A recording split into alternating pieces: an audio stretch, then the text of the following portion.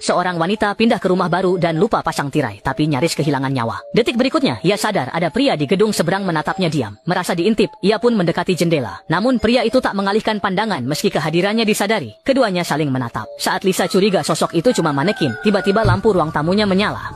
Ternyata itu hanya pacarnya yang pulang ke rumah setelah seharian bekerja keras. Maka Lisa pun untuk sementara mengesampingkan kejadian tadi. Namun menjelang tengah malam, ia semakin merasa ada yang tidak beres. Rasa penasaran yang kuat mendorongnya untuk kembali berdiri di dekat jendela. Tak disangka, begitu ia mengangkat kepala dan melirik ke seberang, ia langsung melihat sosok aneh itu lagi. Melihat tatapan menyeramkan dari pria itu, ia pun langsung waspada.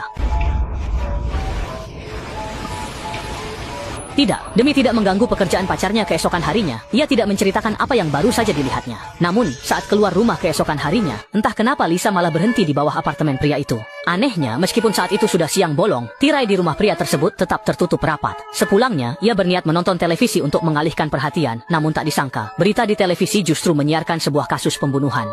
Kebetulan, lokasi kejadian perkara ternyata adalah gedung di seberang, dan korbannya adalah seorang wanita. Pelaku membunuh korban dengan cara yang sangat kejam. Mengingat kembali sosok aneh yang dilihatnya belakangan ini, setelah ragu-ragu cukup lama, akhirnya ia menceritakan apa yang dilihatnya hari itu kepada suaminya. Ia curiga pria di gedung seberang itulah pelaku pembunuhan yang diberitakan di televisi. Namun karena kejadian itu terjadi di siang hari, suaminya sama sekali tidak melihat sosok yang dimaksud, bahkan menganggap istrinya terlalu membesar-besarkan masalah. Mungkin pria itu suka melihat pemandangan malam, tanpa tahu sikap acuh suaminya akan berakibat fatal. Malamnya, saat makan malam bersama teman, sang suami membahas kasus pembunuhan itu. Ternyata, temannya lebih tahu detailnya, dan mereka pun asyik berbincang. Lisa yang risih pun keluar ruangan. Namun di tangga, ia melihat sepasang kekasih bermesraan. Saat itu tetangganya sadar Lisa memergokinya sedang mengintip.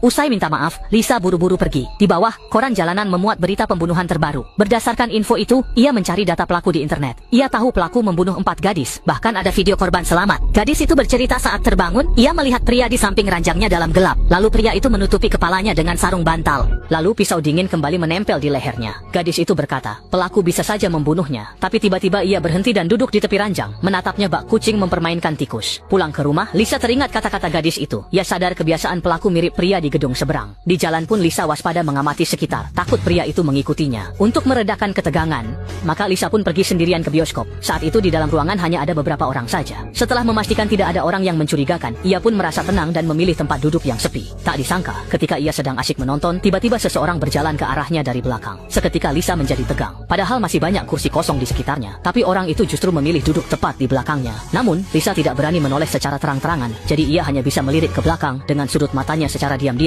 Namun, dari sudut pandangnya, Lisa hanya bisa melihat sepatu orang itu. Saat itu, pria tersebut tiba-tiba mendekat ke depan dan mengendus rambutnya dengan hidungnya. Seketika, Lisa merasa merinding ketakutan. Ia takut pria itu tiba-tiba menyerangnya, jadi ia segera bangkit dan melarikan diri dari tempat